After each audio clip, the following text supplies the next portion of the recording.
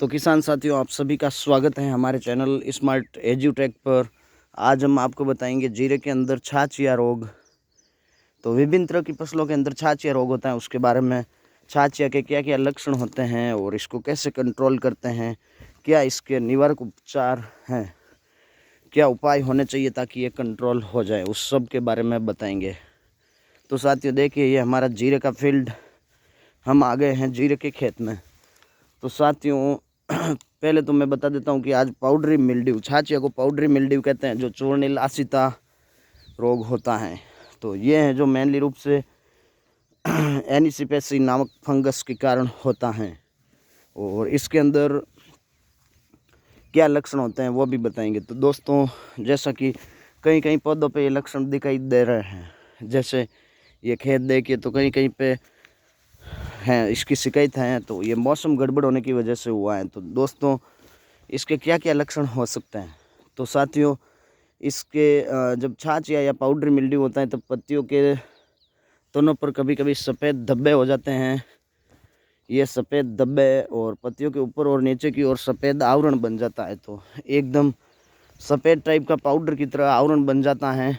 ये देखो, कहीं कहीं पे कुछ पौधे हैं जिन पे बना हुआ है, और फिर इसका पौधे का विकास अवरुद्ध हो जाता है और पत्तियां सिकुड़ कर गिर जाती है, जो कहीं कहीं पे गिरी हुई हैं।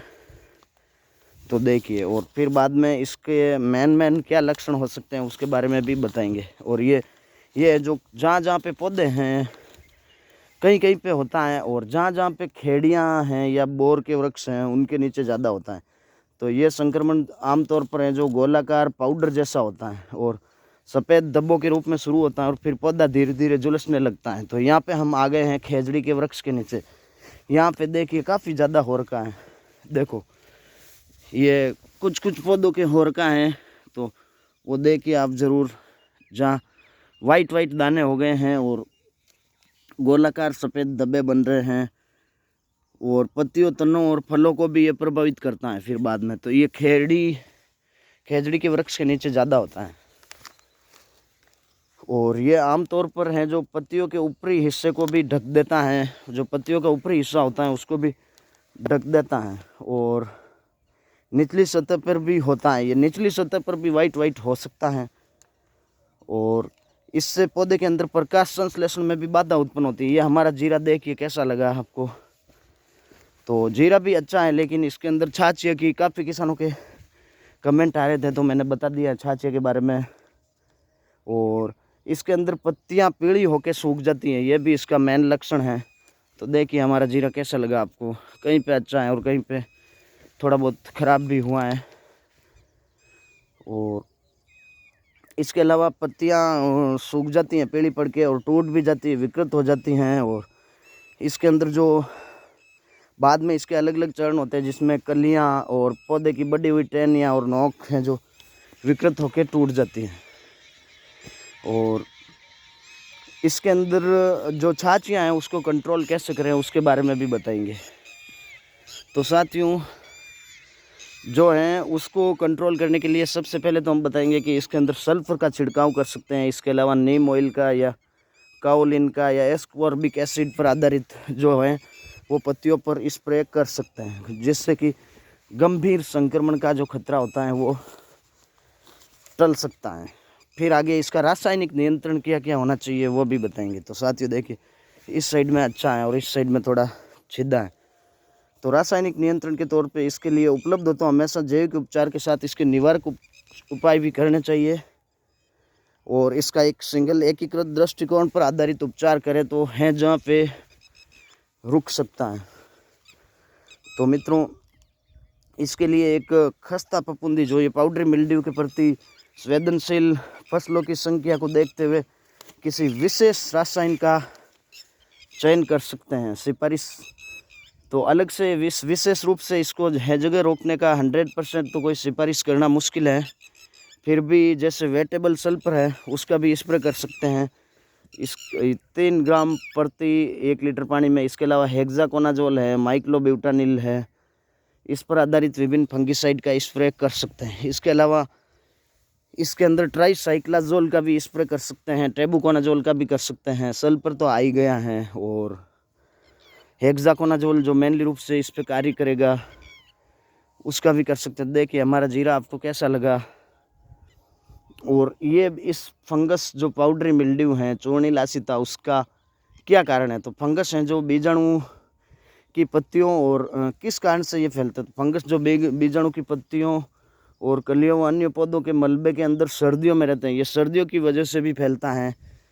और हवा, पानी और कीड़े हैं जो बीजाणुओं के पास पौधे तक पहुंच जाते हैं, जिनसे इनको पोषण मिल जाता है और फंगस आगे फैलते रहते हैं। और भले ही ये एक फंगस है, लेकिन ये खस्ता फफूंदी बहुत ही नॉर्मल टेम्परेचर में विकसित हो सकता है, कम तापमान के अंदर। और ये 10 से 12 डिग्री सेंटीग्रेड के बीच तापमान पर जीवित रहता है, अधिकतम 30 डिग्री तक ये जीवित रह सकता है। और ये है जो डाउनी मिल्ड्यू, जो मर्दूरोमी लासिता होती हैं, उसके विपरीत थोड़ी मात्रा में वर्षा और नियमित सुबह की ओस की वजह से पाउडरी मिल्ड्यू का प्रसारण होता है। तो देखिए कहीं कहीं पे ये दिखाई दे रहा है, और इसके निवारक उपाय भी हम पूरी डिटेल के साथ में बताएंगे। तो साथियों, हमारे खेत का जीरा कैसा लगा ज़रूर बताएं आप। कहीं कहीं पे अच्छा भी है, कहीं कहीं पे ख़राब भी हुआ। तो साथियों, इसके निवारक उपाय के तहत सबसे पहले तो ये जो पाउडरी मिल्ड्यू के प्रति प्रतिरोधी किस्में और सहनशील किस्में हैं, उनका आपको चयन करना है। तो उनके लिए आपको, जैसे गुजरात के अंदर JC1, JC2, JC3, JC4 है, दिनकर, इसके अलावा जो तुलसी, अक्षय तुलसी हैं, उसकी भी जो हैं वो पाउडरी मिल्ड्यू से प्रतिरोधी किस्म आती हैं। इसके अलावा विल्ट है, ब्लाइट से भी प्रतिरोधी किस्में हैं, उनका आप चयन करें। और अच्छे वेंटिलेशन के लिए पौधे के अंदर पर्याप्त दूरी बनाए हुए रखें, ताकि श्वसन और प्रकाश संश्लेषण अच्छा होगा तो फसल अच्छी होगी। और बीमारी या कीट की घटना का आकलन करने के लिए नियमित रूप से खेत की निगरानी भी करनी है, ताकि हमें पता चल जाए कि पौधे के अंदर रोग हो गया है। और जब भी पत्तियों पर धब्बे दिखाई देते हैं तो उन पत्तियों को हटा लें, ताकि संक्रमित पौधों को हटा लेंगे तो इसका आगे प्रसारण नहीं हो पाएगा। और संक्रमित पौधों को छूने के बाद में स्वस्थ पौधों को छूना भी नहीं है इसमें, ताकि ये भी एक तरह से कोरोना की तरफ फैलता रहता है। और कटाई के बाद पौधों के जितने भी अवशेष होते हैं उन सब को हटा लेना है, ताकि ठीक रहेगा। और कटाई के बाद में जो अवशेष होते हैं वही ये जो फंगस को फैलाते रहते हैं। इसके अलावा अत्यधिक तापमान परिवर्तन भी नहीं होना चाहिए। तो मौसम तो हमारे हाथ में नहीं है, फिर भी कभी अप डाउन होता है, तब ये फंगस जन्म लेते हैं।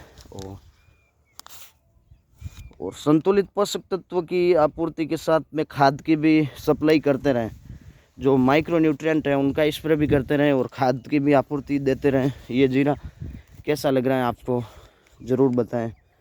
और गैर संवेदनशील फसलों के साथ में इसका फसल चक्र अपनाना भी ज़रूरी होता है,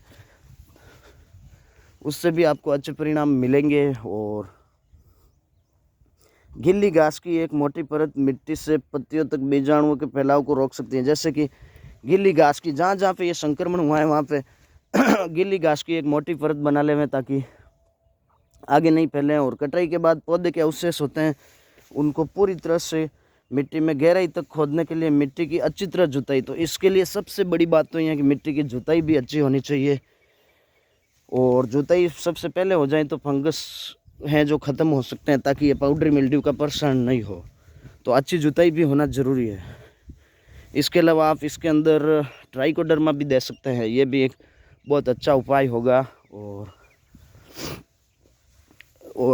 बीज उपचार भी अच्छा करेंगे तो हो सकता है कि ये कंट्रोल में हो जाए। तो साथियों, बीज उपचार, ट्राइकोडर्मा और अच्छी जुताई, ये सब इसको कंट्रोल कर सकते हैं। देखिए आगे हमारे खेत में सौंफ बोर की है। तो जीरा कैसा लगा आपको कमेंट सेक्शन में ज़रूर बताएं, और रिव्यूज़ में ज़रूर बताएं। तो किसान साथी जो भी नए हैं वो हमारे चैनल को सब्सक्राइब कर दें और बेल आइकन को प्रेस कर दें। Thank you.